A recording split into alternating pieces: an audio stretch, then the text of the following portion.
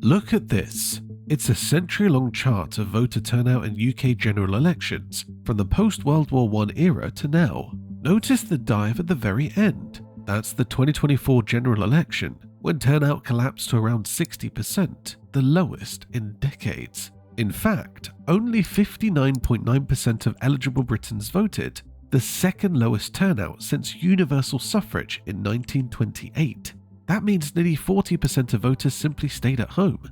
Think about that. Out of roughly 48 million registered voters, over 19 million people did not cast a ballot. If did not vote had been a political party, it would dwarf every real party's support base. This silent army of non-voters isn't just a statistic, it's a sleeping giant, and one insurgent political force, Reform UK, believes awakening this giant could rewrite Britain's political map. But how? And why would millions of people who gave up on voting suddenly rally behind a new party? That's the intriguing open question at the heart of Reform UK's strategy, a strategy built on the secret power of non-voters. To understand Reform UK's gambit, we first need to grasp who these non-voters are and why they matter so much. Imagine nearly half of your countrymen so disenchanted or disengaged that they opt out of the most basic democratic act. Take a look at this. In 2024, almost as many people didn't vote as did, about 27.5 million non-voters, including unregistered eligible adults versus 28.8 million who turned out. This was one of the lowest participation levels in modern British history.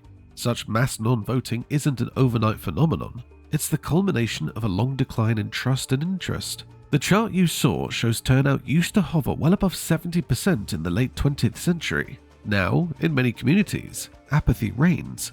Who are these non-voters? Often, they are younger citizens, working-class people, or those who feel alienated by mainstream politics. Surveys find turnout among under 25s is dramatically lower than among pensioners. Many non-voters also come from regions hit hard by economic change, places where promises from London haven't materialised, breeding cynicism. Feeling powerless is a common thread. According to a recent poll, 2/3 of non-voters say they feel powerless to change anything in Britain. They've effectively lost faith that voting makes a difference.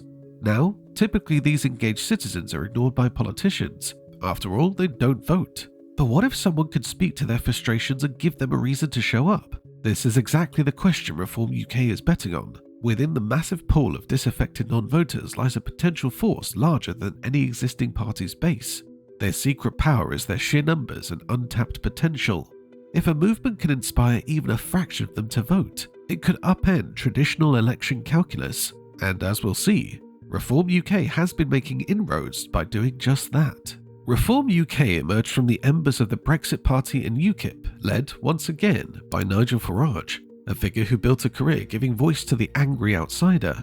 In early 2025, Farage formally retook the reins of Reform UK and immediately began reinventing it from a fringe operation into an aspiring mainstream contender. Part of that reinvention was a structural change. Farage relinquished his personal ownership of the party to make it a member-controlled organisation, boasting over 200,000 members across the country. This wasn't just administrative, it sent a signal to ordinary people. This is your party, not a Westminster club. But far more important is what Reform UK has been saying. Farage and his allies hammer on a few visceral issues, the cost of living crisis and immigration above all. Britain's economy has been shaky, prices rising, and many feel left behind. At the same time, record number of migrants crossing the English Channel have fueled anger in some quarters. Stop the boats is one of Farage's loudest rallying cries. In fact, 3 in 5 Reform UK supporters say they back the party chiefly because of its tough stance on immigration. By far the top reason.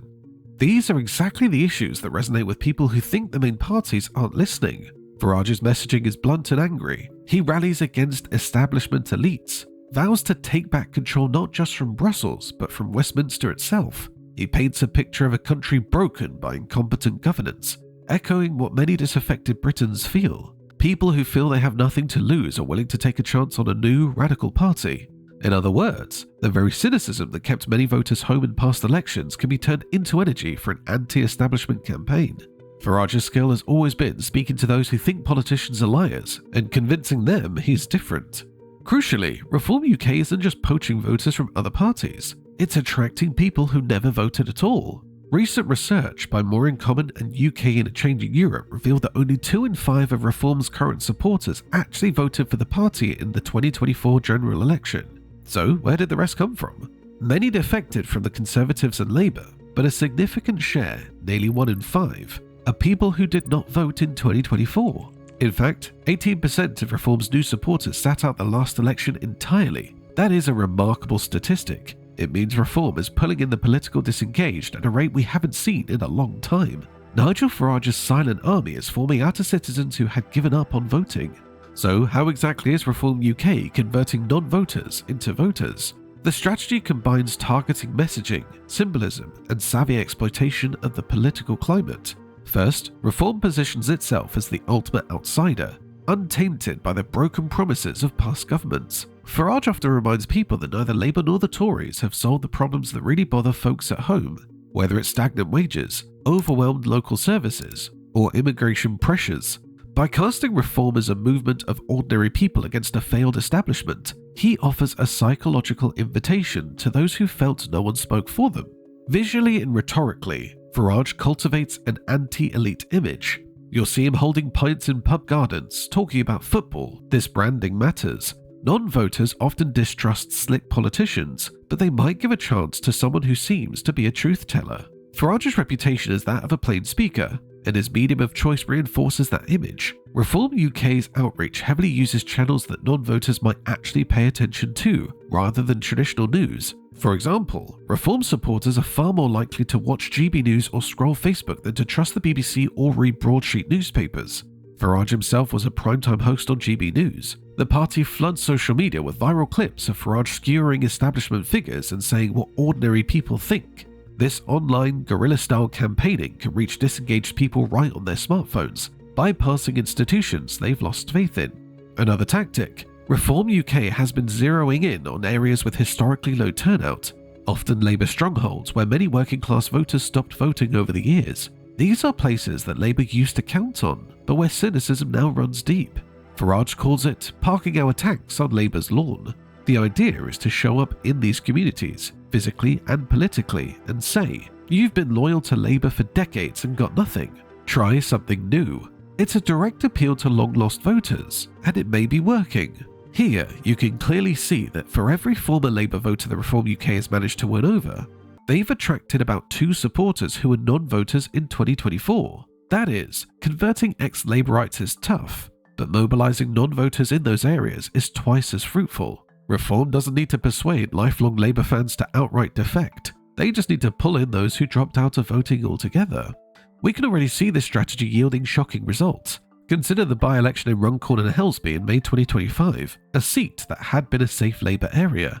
Reform UK threw everything into that campaign. The result? Reform overturned a 34-point Labour majority and snatched the seat. A political earthquake. How? Partly because Labour's own voters stayed home in droves, as turnout plunged over 12 percentage points in that by-election. At the same time, Reform's vote share surged by over 20 points, powered by many people who hadn't voted previously. The data suggests a chunk of those new Reform voters in Runcorn were 2024 abstainers now motivated to show up. Zooming out, Reform UK's rise has consistently confounded expectations and polls, precisely because of these stealth voters. Pollsters traditionally weigh surveys by likelihood to vote, often discounting those who didn't vote last time. But what happens if those people do vote next time in significant numbers, and disproportionately for one party? You get surprise results. In the May 2025 local elections, observers noticed that Reform UK outperformed its poll numbers, securing roughly 30% vote share in many contests despite polls putting them at 25%. Analysts admitted that traditional polling may be underestimating Reform's support, since the party seems to be energizing citizens who usually sit out elections. Those people aren't reliably counted in polling models. This is Reform's secret weapon, a hidden reserve of supporters who fly under the radar until election day. It's a bit like having an extra card up your sleeve that your opponent didn't know was in the deck. New academic analysis backs this up. The chart above shows a study using British election study data, which found that 1 year after the 2024 election, 17.5% of those who had been 2024 non-voters now identified as Reform UK supporters, a figure 10 points higher than for any other party.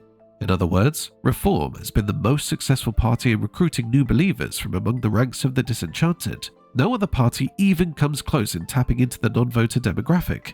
And importantly, that study noted, at this point, the other parties have barely scratched the surface with non-voters. Labour and Conservative are still mostly fighting over the existing pool of voters, while Reform is fishing in an overlooked pond. It's a bold strategy, and it carries risks, but so far, it has given Farage a distinct advantage in momentum. Reform UK's gamble on non-voters is bold, and so far it's paying off in growth and surprise wins, but it's not without challenges. One big question: will these disengaged voters stick around? Mobilizing people who usually tune out can be like catching lightning in a bottle. It's flashy, but hard to hold on to. The issue driving them: anger at rising costs, anti-immigration fervor, distrust of institutions, remain potent. But if Reform UK stumbles or fails to deliver solutions, these voters could just as easily slip back into apathy. Keeping the newly motivated engaged is as crucial as recruiting them in the first place. Farage's charisma and outrage can light a fire, but governing or even a long campaign requires keeping that fire burning. There's also internal tension that comes with broadening the base to include many disaffected folks. As the party pulls in ex-Tories, ex-Labours and never voted before individuals, their views don't all neatly align. In fact, Reform's new support is less ideologically consistent than the old Brexit Party diehards. They all agree the status quo is broken, yes, but why and what to do about it can differ. Some are staunch right-wing cultural warriors. Others are just fed up about local taxes or hospital wait times. The party's unity is fragile.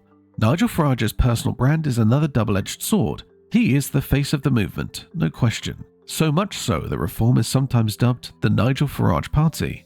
That gives it star power, but also makes it a one-man show. Can the enthusiasm of these new voters survive if they tire of Farage or if he stumbles? Reform's strategy banks on his unique ability to connect with alienated voters. It's hard to replicate and raises the stakes for him to maintain their trust. Yet, despite these caveats, one thing is clear. Reform UK has tapped into an ocean of political potential that others largely ignored. By activating non-voters, they aren't just poaching from rivals, they're growing the pie of voters on the table. This makes them extremely disruptive to the status quo. As one analysis warned, if this trend continued, it threatens many supposedly safe seats.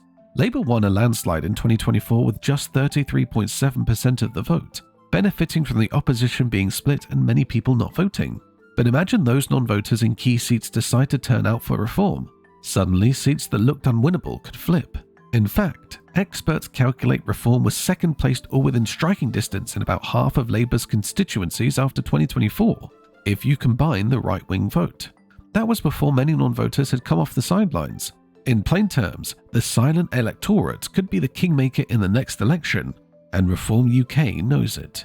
Standing before a sea of supporters at a recent rally, Nigel Farage proclaimed that the real majority in this country are those who have been let down by both parties. Behind the bravado, there's a kernel of truth. The largest group of British adults in 2024 were those who did not vote for anyone. These millions of invisible citizens have long been written off as apathetic, lazy, or beyond reach. But Reform UK saw them as an opportunity, a secret source of power hiding in plain sight. By resonating with their grievances and giving them an outsider alternative, Farage's party has started to transform disillusionment into political ammunition. We've seen how turning non-voters into voters can swing elections and rattle the establishment. It's already happening in local contests and polls. Whether this strategy takes Reform UK all the way to Westminster's doorstep remains to be seen. But one thing is certain: those Britons who felt voiceless and powerless are finding a voice in this new movement. In the process, they are reminding the old parties never to take the stay-at-home crowd for granted. After all, the biggest upset in politics might not come from persuading your opponent's voters to switch, but from inspiring people who gave up on voting to believe that this time, their vote could actually matter. Reform UK's bet on non-voters is risky and unconventional, but it might just be their masterstroke, unlocking the political power of the people no one else thought to ask.